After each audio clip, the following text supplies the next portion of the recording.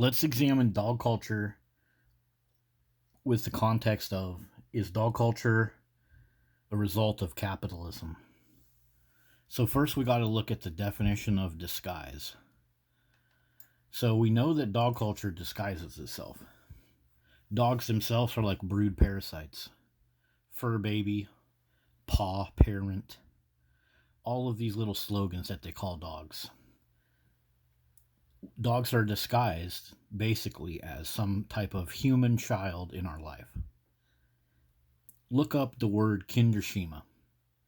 This is something done on purpose by dog breeders to make dogs look more human, and it makes people basically fall in love with dogs to the point of being willing to sacrifice their own health and quality of life. So we know that dogs are disguised as something that they're not. So the other channels that compare dog culture to capitalism, guys, you got to remember dog culture is disguised. So when you look at dog culture and it's like, oh yeah, that's capitalism. That's all these people trying to brag about all this money they have and running around with their cool looking dogs. Well, there's a lot more to it than that. The dog ownership in America, it's not all like glitz and glamour. A big part of it is dog owners literally hate a lot of their life with their dogs, but they're filled with guilt and shame, and they continue to have all of these habits because it becomes an addiction. It becomes just a way of life to live like this, and our society continues to incentivize it. So there's a lot more than just the capitalist and look at me with all my free money to think about. So when we think about dog ownership, like as the way it used to be, like the people that have dogs, those are the people with all the extra money. Well, a big part of dog culture right now is paid for by tax programs, 501c3 shelters, and other places like that. Many free services, government services you can use for your dog. I'm just showing you this page for some examples. But many of these assistance programs, a big part of it is for people that are already poor and then they got a dog. Now they need more money. Well, they can go apply to one of these places. And you see where it says right here, nonprofits? Well, when one of these nonprofit agencies spends money on dogs and dog owners, they just write that off on their company taxes. And then all of the country pays for it. So this is a lot more than capitalism. This is kind of approaching like a Marxist communist kind of thing, where basically everybody pays for everybody's dogs. So have a look into some of this type of stuff. I have some videos on it. So the reason that the dogs are not part of a true capitalist society, when you buy a dog, sure, somebody's probably making a profit off of it, but you can't make a profit off the dog. The downstream results of dog ownership are not the same as the downstream results of other capitalist concepts. So that's why I'm showing you these weed eaters. This could be a chainsaw or an economy car, but when you buy a weed eater, yeah, it's part of a profit-based system because somebody sold you the weed eater, but you can also save money or make money with your weed eater. You can turn a profit. You can use capitalist concepts to go improve your neighborhood. You can teach your offspring or your siblings to use this, and they can go make a few bucks, or they can go improve their property with this. That's a capitalist concept. But with a dog, you can't improve your property. In fact, your property is going to look like shit, literally. With a dog, you can't go make money. Yeah, you can do some of this weird fringe stuff, like the bestiality stuff they do with these dogs, and some of that other crazy shit, but those are rare, and far between. Like the Instagram dog influencers. So dog ownership, the product of dogs, is nothing like any other product of a capitalist economy. These pictures I'm showing you, these could be like an economy car. Yeah, you made somebody a profit by buying it, but you can also improve your life with it. You can go do Uber Eats, you can go do DoorDash, but you can never do that with a dog. So consider that as well when you think about dogs as being part of capitalism. So now let's just look at some internet lookups from different sources. So according to Newsweek and the Humane Society, Americans struggle financially due to the rising costs of pet care, with some going into debt. So dog ownership, dog culture, the people that push you to own dogs, they want you to be poor. A capitalist economy doesn't want everybody to be poor.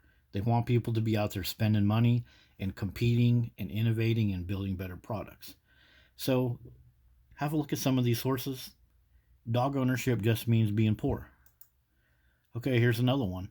Low income dog owners face various health challenges. So they want you to be sick.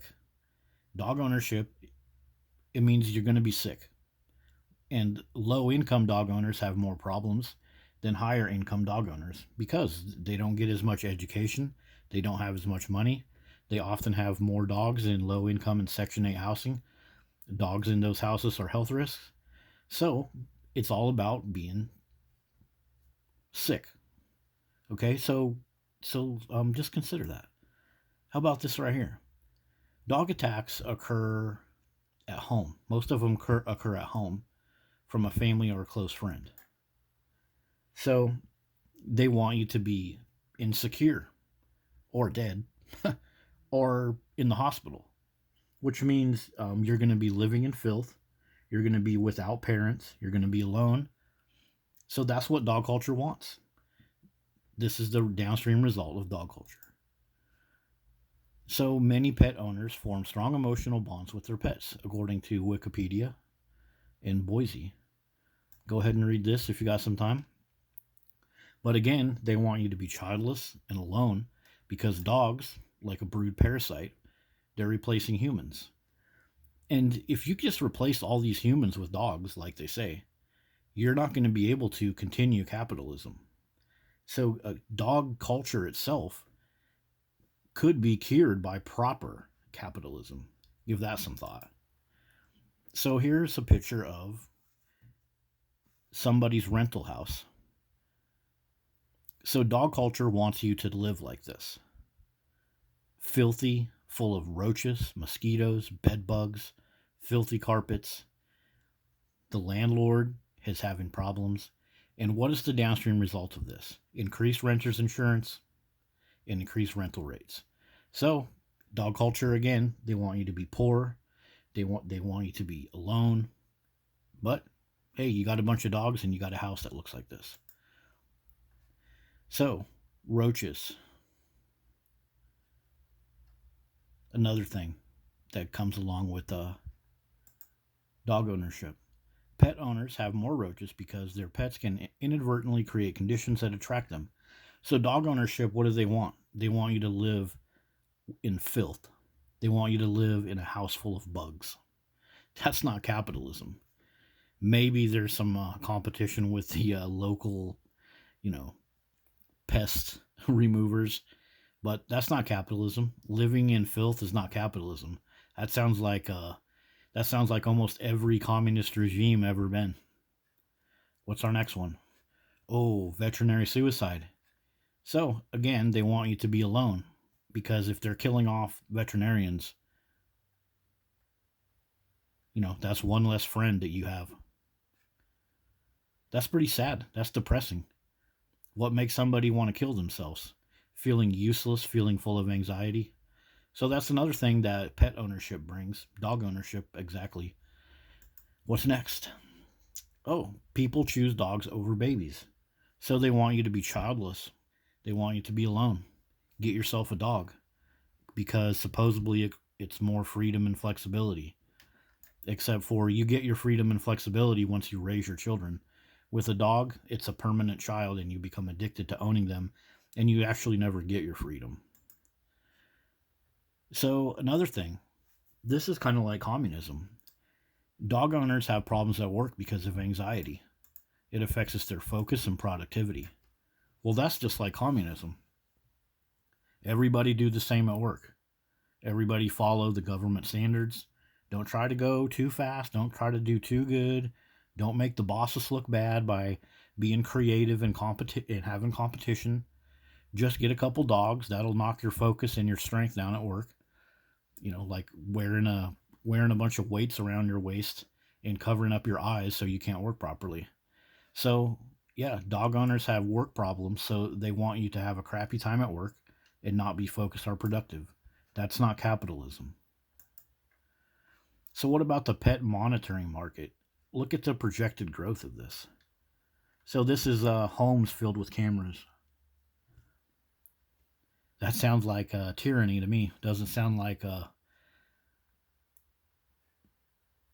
capitalism. So, again, what does dog ownership come with? Being monitored all the time. And of course, this also reminds us dog owners are filled with anxiety because it's like, oh, I got to look at my dog. I got to look at my dog. Oh, senior citizens are the second most common victims of dog attacks in America. Oh, it's in America. That must mean capitalism. No, guys, you got to think this through a little bit more. Well, they want you to be without guidance and without parents and without senior citizens. Senior citizens can be a valuable resource.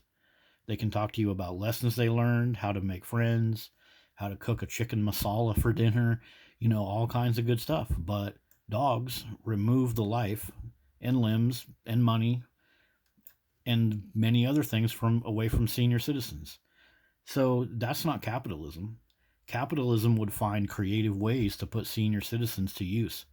Let them do stuff like build and let them do stuff like go and give classes and stuff. Not put dogs in their house and frickin' end them. So we got a bunch of like middle-aged people that don't have older people to give them guidance. And this right here is actually a bigger point than I think most people understand, because dog culture removes the wise adults from our life. So of course you're going to go to a dog. Hey, all the commercials said get a puppy. Okay. You're not going to talk to your grandma or granddad about any kind of real realities of dog ownership. Oh, next one. Guilt. Oh, there it is. So they want you to feel guilty all the time. If you feel guilty, well, that's not healthy for you. So let's go to our next one. Many dog owners prioritize their pet's health over their own. Well, again, dog ownership wants you sick. It wants you sick and stupid and useless. You don't have any children. You have less and less senior citizens to give you guidance. And you're sick. You're freaking sick. That's what dog ownership wants you to be, is sick. That's not a capitalist society. A capitalist society wants awesome things with like health and doctors and medical procedures that really make our health better, not just constant reactiveness to, oh, they got killed by a dog or bit by a dog, let's rush them to the hospital. We're really good at doing that type of stuff, but we're not good at prioritizing our health over our dogs. So yeah, dog ownership comes with sickness, and that's not part of what a capitalist society wants. So again, we got the sleep disturbances. So again, dog ownership wants you to be tired. A capitalist society doesn't want you to be tired. That's like a communist society. Keep them tired enough that they don't do too good and they don't use too many of the resources. We'll distribute the resources ourselves. We're communists. We're the government. We know what's up. You guys just stay tired. So being tired and sleep disturbances are actually a huge driver of a lot of other illnesses in our country too. So you're sick, you're poor, you're tired, you got a bed full of freaking dogs. Yeah, so that has been some downstream looks at the effects of dog ownership in our country. And to me, this does not look like capitalism at all. And remember, give this little part right here some thought. I'll put another article in there. But a lot of these profits that the companies are making from selling dog products, they do make individual profits, but it's coming from the money that the government has taken from you in the first place. So many loans and other assistance programs. If you look at Amazon and look at these little icons that are on there, you can use your government money for so many dog products. So that means the country itself is not actually profiting from this. It's just sucking more and more resources out of more and more people so the government can redistribute those resources on dog culture. And that is a big part of this, I think, that nobody really understands. Nobody understands the 501c3 and all the government handouts that people use on their dogs. So, hope you guys like this analysis. See you guys in the next one. I'll put several examples down in the description. See you later.